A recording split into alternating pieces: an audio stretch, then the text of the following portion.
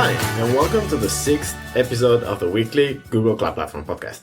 I'm Francesc and Mark, and I'm here with Mark. Hey, Mark. Hey, Francesc. How you doing? Pretty good. Back to San Francisco. Very excited to be back. We're in the same place at the same time. It's very exciting. That's something new, yeah. So today we have a very exciting episode. We're going to be talking with Ilya Grigorik. Yes, very excited about this, talking about HTTP2 and HTTP2 on the Google Cloud Platform. Hot topic. It's going to be really good. Yeah, that's going to be really interesting. There's a lot of really interesting things, not only about HTTP2, but we're going to also be discussing Quic and like cool things that people are trying to do with HTTP. I'm very excited about that. Yeah. But before that, we're going to be discussing about the cool thing of the week. So what is the cool thing of the week? Oh, I like this. I'm admittedly not a particular Minecraft user, but I do love this whole space. I think it's really creative. A gentleman by the name of Steve Sloka came up with KubeCraft, which is a lovely way to visualize what pods are running inside your Kubernetes cluster inside Minecraft. It's well worth watching the video. It's open source code. It's really cool. Yeah, I've seen the video too. I think it's really amazing. I'm really looking forward to more people collaborating on that, because if you were able to include that in kind of like a game where you could actually be killing hosts or killing pods and seeing how they get rescheduled somewhere else, that could be such an amazing thing. Yeah, it would be so much fun. And then like you kill one and it comes back up, and you kill one and it comes back up. It would be great. I could really like it. Yeah. But yeah, so we will put the link to the video and the GitHub repo definitely on the show notes, that's for sure.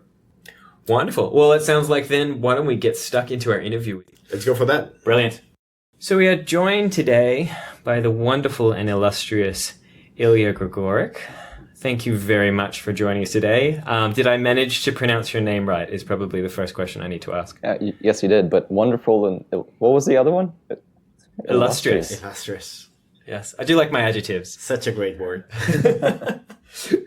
So yes, thank you so much for joining us today. We're very excited to sit down and have a chat with you about HTTP2 and how it affects Google Cloud Platform.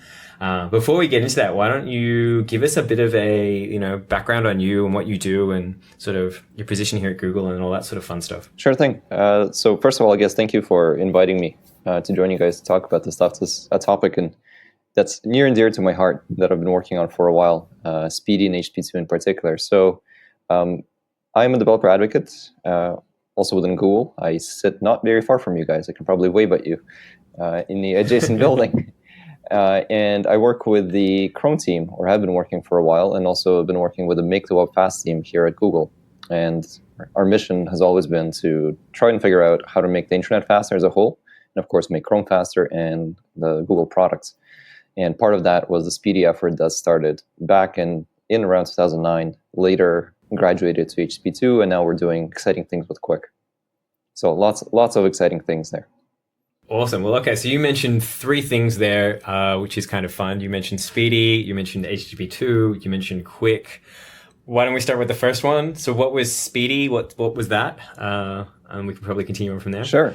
So when we started working on Chrome within Google, one of the things that we realized very early on is that the current web pages that we're building are much more complicated than what the HTTP protocol was originally designed for. Right? So the protocol that the web is built on today was more or less standardized 10 years ago, or even actually more so, back in 1999.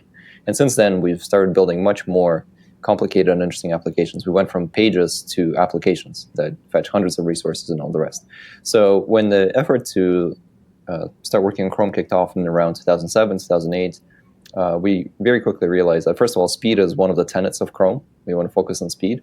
And we identified HTTP as one of the primary bottlenecks, where just the number of connections that you had to manage, it's inefficient both on the server and the client, and we were really limited in the parallelism for how many resources we could fetch, what kinds of signals we can communicate to the server to help prioritize how the data is returned and all the rest. So that was the genesis of Speedy, where we took a step back and just looked at what could we do to HTTP to help reduce or eliminate some of the bottlenecks. So the basic insights were, well, if we add things like framing such that we can split messages instead of having one message occupy the entire connection, which is how the HTTP1 protocol works, where you send a request, you have to wait for the entire response before you can send the next request. What if we could actually send multiple requests and responses over the same connection? So that was framing. Then we looked at, well, what about prioritization? So it turns out that modern applications are both smart and complicated. Things like, as you start scrolling, it would be nice if we could reprioritize things like, say, an image scrolls out of the viewport. It'd be nice to let the server know that, hey, this is maybe not as important as it was before because it's no longer visible. Or even simpler things like, well, I need this JavaScript file before this image file because it's blocking rendering. That's not something you could actually express in a protocol before, so we started looking at priorities. And then there's another feature that has to do with compression. So we realized that the headers of HTTP are always transferred in plain text. They're not compressed. HTTP allows the bodies to be compressed, but the get headers, the user agent string, and all those things are always transferred uncompressed. And frankly, they're kind of redundant oftentimes. And there's a lot of that data going back and forth. So we could, if we could compress that data, that would also speed up the protocol. And then kind of building on those primitives, there's additional things that went into the protocol to just make it more efficient. And that was effectively the genesis of Speedy. The Chrome team implemented that or started experimenting with it. They started implementing it also on the server. So our Google servers and Chrome were some of the first ones to kind of test this out and gather some data from out in the wild to see, like, does this work? And lo and behold, it turns out that it did work. It actually helped some of our services quite a bit. So we took that proposal to IETF and kind of started the discussion around what could we do in the space. Like, Speedy is just one way of tackling this problem. And after some back and forth, the IETF started a new effort to define HTTP2. And they actually adopted Speedy, which at the time was draft 2 or version 2 of the protocol, as the starting point. And then kind of the working group took over, and we continued to contribute to it and work with the team there. And that effectively became HTTP2. Nice. So what you're saying is that at the beginning, HTTP2 was basically Speedy, which was a Google project, sorry. But from there, it kept on evolving to become a standard. What are the main differences between Speedy and HTTP2? Like, what was added or removed from it? So there's a lot of low-level details, like the framing is slightly different. Like, if you care about how the bits are aligned on the wire, there's quite a few subtle changes. We changed the definition, some of the frames. We changed how the prioritization scheme works. So, for example, in Speedy, we had a fairly simple model where you could just assign a weight. In HTTP2, it's much more comprehensive. It allows you to express both weights and dependencies between resources. We've done some additional work on server push, which is something we actually haven't talked about. But in HTTP2, we have this new capability where, in response to a single request, the server can actually push multiple responses back. So a use case here would be, hey, you came and asked for the index.html, but I know that you're going to ask for the JavaScript file and the style sheet, right? So why should I wait for another round trip for you to just come back to me and ask me for this thing? So here, just have it. So that's server push. And there's some other kind of cleanups in all the rest that was added. So the HTTP2 draft, or the kind of that work, I think it went through, I don't want to lie, but it was definitely more than a dozen iterations.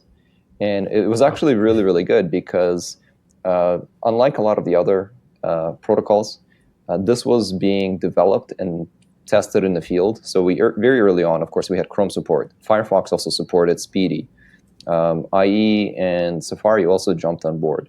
So while we were kind of testing HTTP2, we were actually like very, very data driven. So we had these meetings every 3 or 4 months where we would come back and do interop testing between all the browsers and the major servers. Of course, there was Google, there was Twitter, there was Facebook, and others that were experimenting with this stuff. So we could make hypotheses, right, and say, hey, we would like to propose this feature. Instead of just arguing about it, we could actually try and implement it, see what the data says, and then come back to the drawing board and say what worked and what didn't. So by the time the HTTP2 spec was actually finalized and went out as a standard, we already had implementations in all the browsers. We had very good implementations in many servers, including open source versions. So it was probably one of the best tested protocols that we've released in a long time amongst all the different stacks. Okay, so from the beginning, we already had support for SPDY and HTTP2 on some Google services and Chrome, and other people also jumped into it. When did we start having that kind of support in other Google services, like especially Google Cloud Platform? That's a good question. I don't know the exact date, but I can say that, of course, most, if not all, of our services at Google actually are served by more or less the same front end, which is our Google front end, or GFE, as we call it internally. And GFE was where we've implemented Speedy support. So the support for Speedy was effectively enabled for any and all Google servers, as long as they use HTTPS. This is actually one thing we haven't talked about. But in order to use Speedy in HTTP2, you have to use HTTPS, because the negotiation for the protocol happens when the TLS handshake is done. That's how the client advertises that, hey, I support HTTP2, and the server picks that.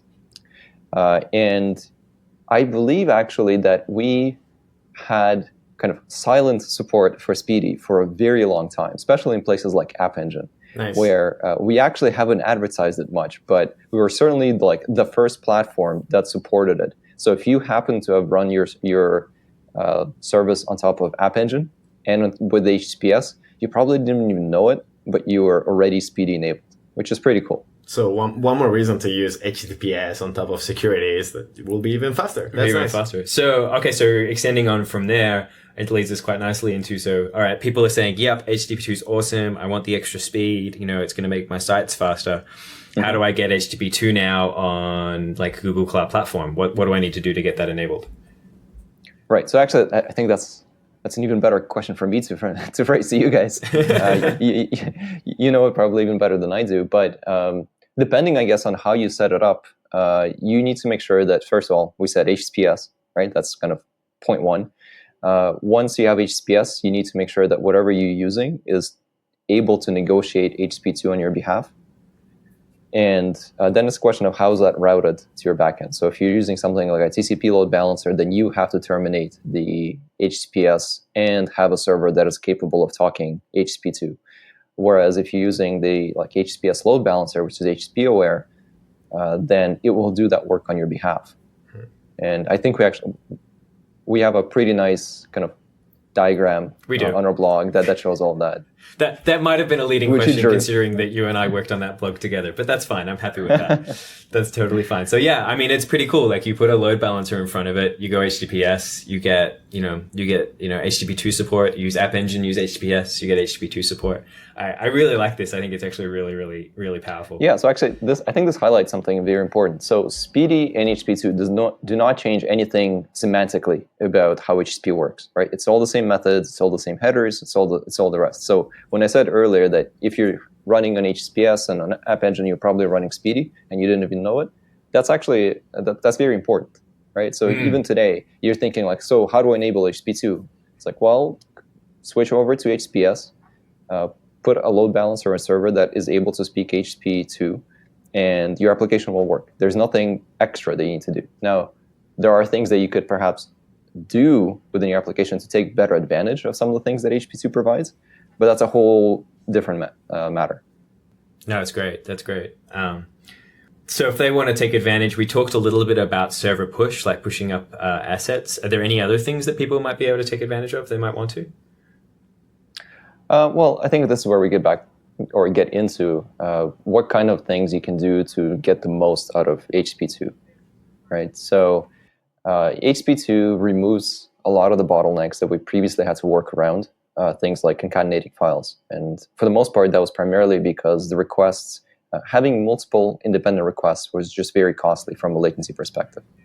So we would take all of our beautiful modular JavaScript and CSS and put it into one file and say, here's a workaround, right? Yep. Just fetch this one big blob of data, which is fine. It works, except that it does run into issues with things like caching. So now your designer comes along, changes one color, and then all of a sudden your entire style sheet isn't validated. Could you have split that such that the things that are changing rapidly are small, such that next time it's updated, you just update that one file? That's fewer bytes for the client to fetch when they come back to your site. It also means that the content is fetched faster. So it's less load, it's faster load, it's a win all around, right? So now you can actually start thinking about that and saying, well, I probably already put in some like automation in place that puts all the files together into one bundle. Maybe I want to undo all of that. Like I probably don't want to ship hundreds of files because that has its own limitations, right? But like dozens is probably a very good kind of safe spot. So that's one very concrete example. The other one is server push, as you mentioned. So this is actually something that developers have been sort of using unknowingly. This is very similar to inlining. So with inlining, it's kind of a similar hack that says, well, maybe the request is so small, or I don't want you to come back, so I'm just going to embed it in another resource. Like I'm going to take this image and just base64 encode it and put it into HTML, such that you don't even have to ask me for it. But that's what server push accomplishes as well. Except server push, when the resource is pushed, actually goes into the cache. So it's separate from the HTML file. So that resource can be reused across multiple files. It can be invalidated, all the same things. So that's another example. And for server push, I think we have some exciting news coming up. Maybe once this podcast goes live, that'll show you how to use that on App Engine and other places as well. So I'm really excited about that. That sounds pretty exciting. So one of the things that I had to deal before with and I didn't really enjoy was the fact that to serve better a bunch of images, I had to put them all in a single image and then do CSS tricks for that. Does that mean that with HTTP2 that is not needed anymore? Right. So it's the exact same issue as the JavaScript and CSS, right? We have lots of small icons, and it's just very expensive to fetch them all because we have effectively the maximum parallelism is 6 connections or 6 requests, and my page happens to have 100 icons, right? It's like that's going to take a long time. That's a lot of round trips. So we put them all into one file and then use these CSS hacks. So yeah, this is no longer necessary because now the server or the client rather can just send all 100 requests over the single connection, and then the server can respond and interleave that data as it wishes. That is really awesome. Now, as I said before, like if you have thousands of images, there are other concerns where it may still be useful to do some sort of spriting. So for example, let's say all your icons are kind of similar. You could actually get much better compression if you put some of them together, right? Like in terms of your actual image format. So like there's some interesting areas to explore here. It's not just like unbundle everything. But at the same time, I think that's an exception, not the rule now. Whereas before, like as a rule, we had to put everything into one image file or one CSS file or one JavaScript. And now that's more of an edge pattern. It kind of changes the rules of thumbs that you would right. necessarily like apply when you start building this stuff. That makes a lot of sense. Yeah, this makes me think about the demo that we'll put on the show notes for sure. Is this HTTP2 demo developed by Brad Fitzpatrick from the Go team? So basically, they show the difference between loading, I think it's around like maybe 100 little images on HTTP1 versus HTTP2. And it's quite amazing. Like the difference is really night and day. Yeah, and it's really important that like as you look at those images, you kind of try and grok as to why that is, right? And in HTTP1 world, it's loading slowly because we can fetch at most 6 tiles at a time, and then there's just many round trips to fetch all the necessary tiles. And with HTTP2, the client just sends all the requests at once. So effectively, we're limited by the speed of the link between the client and the server. Cool. So there's a lot of benefits from moving from HTTP1 to HTTP2, which actually came via first that experiment that was Speedy. What about Quic? You mentioned that. What is Quic? Sure. So and actually, before I go to Quic, can I just make one more note about Speedy? Sure. So, of course. Speedy co-evolved with HTTP2. Speedy was effectively the experimental protocol for HTTP2. So while we were working on HTTP2 spec, we were testing things in Speedy.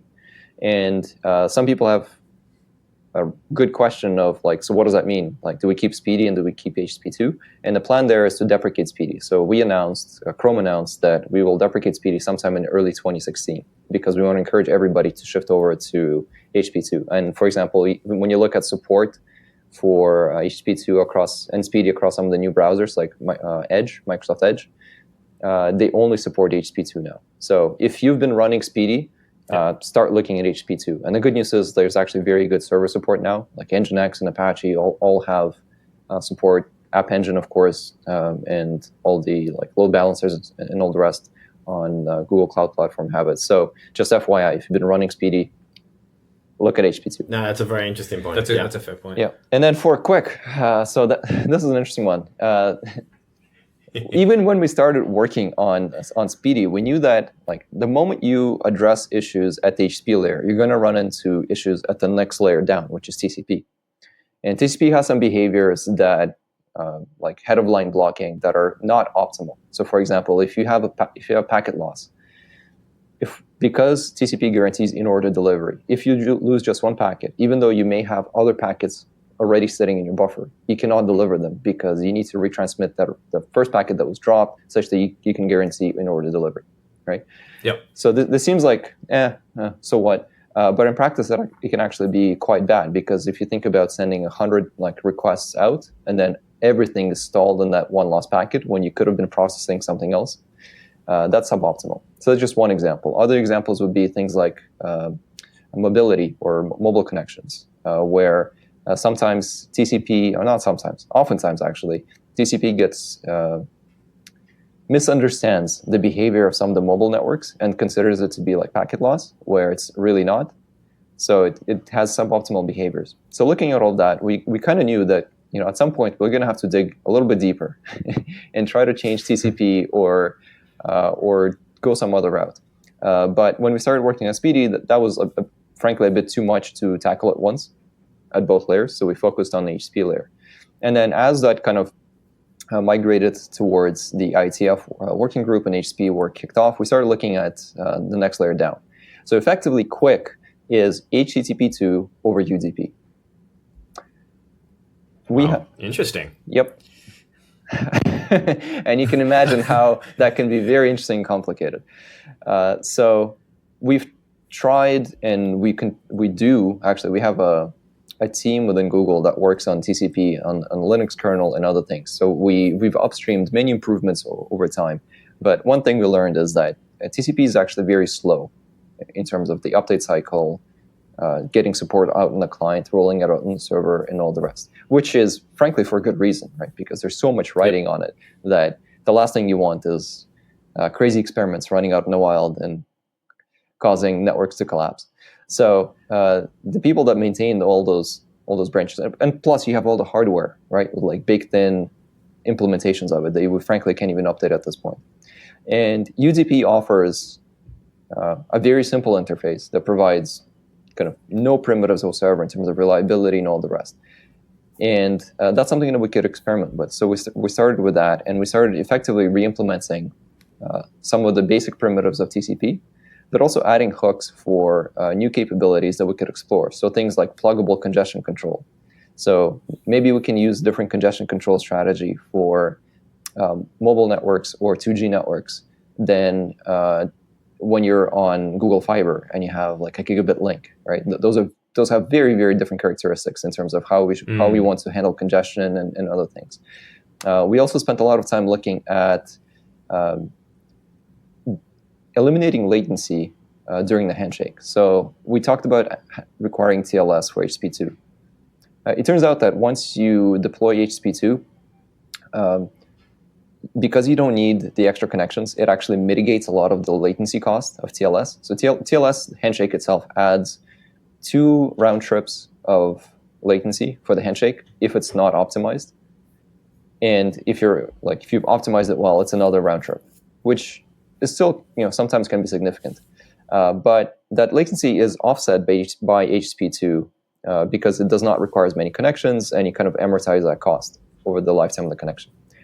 With Quic, we actually wanted to get to a zero RTT handshake, secure handshake, where we can guarantee that it's always encrypted, but we can send application data in the first round trip. So I can just start talking to the server and immediately send unencrypted data, such that there's no penalty cost whatsoever for using encrypted sessions.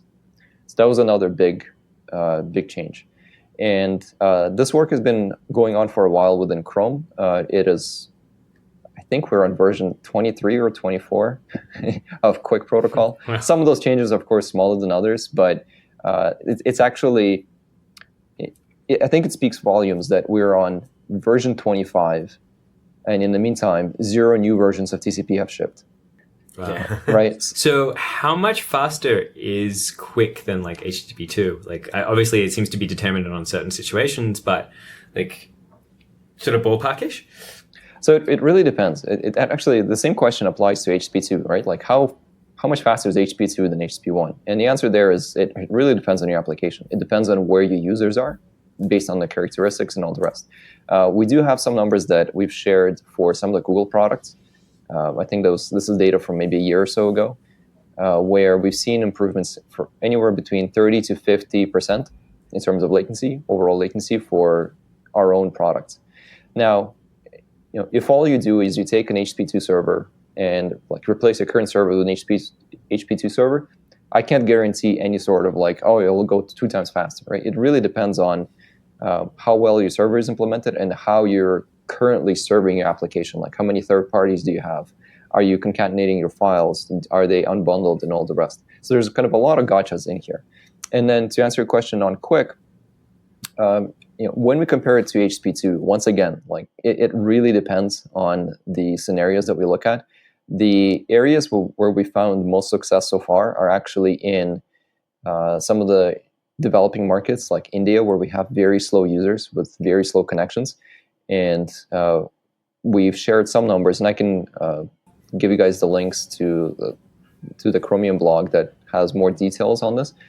For example, YouTube saw a significant improvement in the latency, like in reducing the number of rebuffers, and improvement somewhere in the range of like 20 to 30% again for the latency of those users, because they were able to eliminate some of those retransmission delays and other things.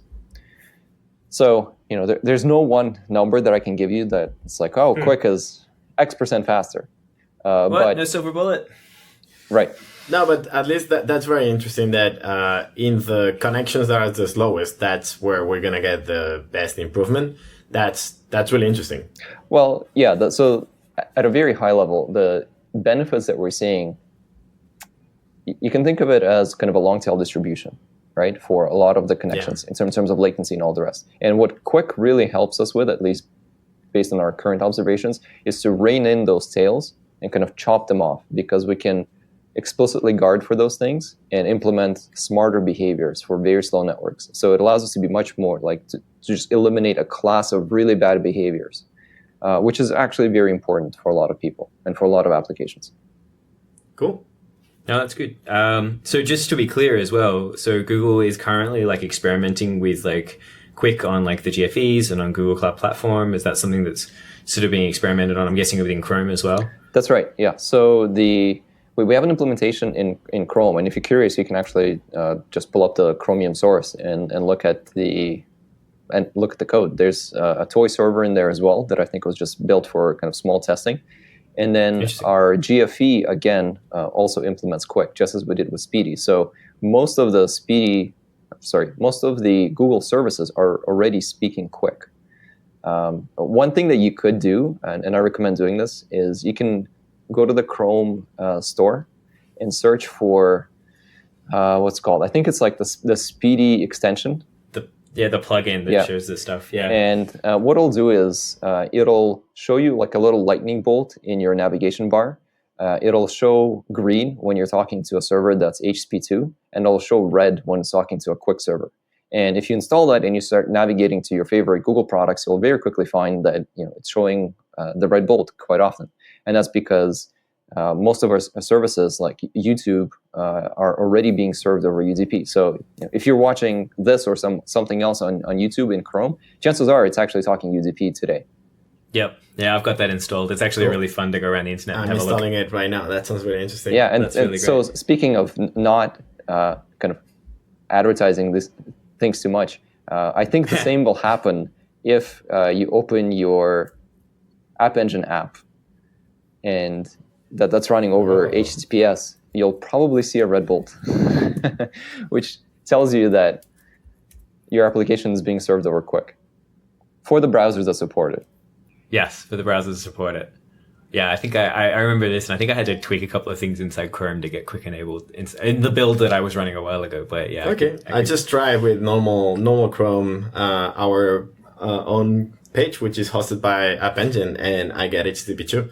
Cool. And we didn't do anything to get it, so that's nice. That is nice. Yep. And so Quic is already enabled by default in Chrome. We do run experiments. We always have a group, a random group that we hold back just for A/B testing and other things. So it may be the case that if you try to open it and you don't see it, you may be in that lucky group.